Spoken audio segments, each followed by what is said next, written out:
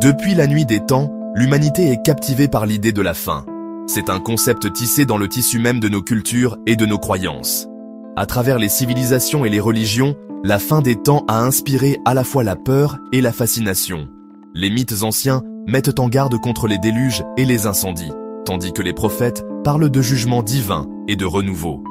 La Bible, elle aussi, est remplie de prophéties et de visions de la fin. Ces récits offrent un aperçu d'un avenir marqué à la fois par les troubles et le triomphe. Pendant des siècles, les croyants ont étudié ces textes, cherchant des indices sur la fin des temps. Le livre de Daniel, avec ses visions énigmatiques, et les déclarations de prophètes comme Ézéchiel et Isaïe, ont alimenté d'innombrables interprétations. Cette fascination découle d'un besoin humain profond de comprendre notre place dans le grand ordre des choses. La fin des temps représente l'inconnu ultime, un temps de jugement et de transformation. C'est un sujet qui continue d'intriguer, d'effrayer et de nous inspirer. La Bible parle de plusieurs événements clés qui marqueront la fin des temps. L'un de ces événements est l'enlèvement, décrit dans la première épître aux Thessaloniciens, chapitre 4, versets 16 et 17. Ce passage décrit les croyants enlevés dans les nuages pour rencontrer Jésus dans les airs. C'est un moment de joie et de délivrance pour les fidèles.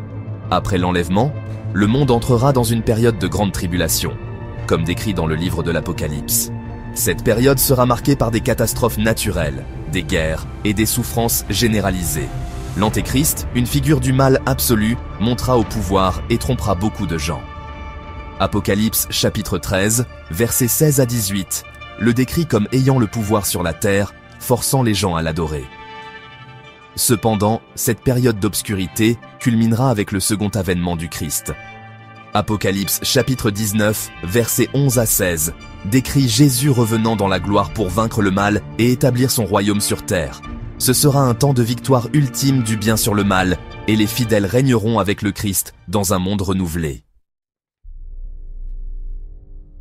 Le livre de l'Apocalypse, le dernier livre de la Bible, est essentiel pour comprendre la fin des temps. Jean, un disciple de Jésus, l'a écrit alors qu'il était exilé sur l'île de Patmos. Rempli d'images et de symbolismes éclatants, l'Apocalypse décrit une série de visions et de prophéties sur la fin des temps. Le livre met en scène des anges, des dragons, des bêtes et des fléaux, représentant tous des forces et des événements spirituels. Par exemple, le nombre 666, associé à l'Antéchrist, symbolise l'imperfection et l'opposition à Dieu. La femme vêtue de soleil dans Apocalypse chapitre 12 représente le peuple de Dieu, protégé pendant la tribulation. Bien que l'interprétation de l'Apocalypse puisse être difficile, elle offre finalement un message d'espoir. Elle assure aux croyants que Dieu est aux commandes, même au milieu du chaos et de la souffrance. Bien que le livre parle de jugement, il parle aussi du triomphe ultime de Dieu et de l'établissement d'un nouveau ciel et d'une nouvelle terre.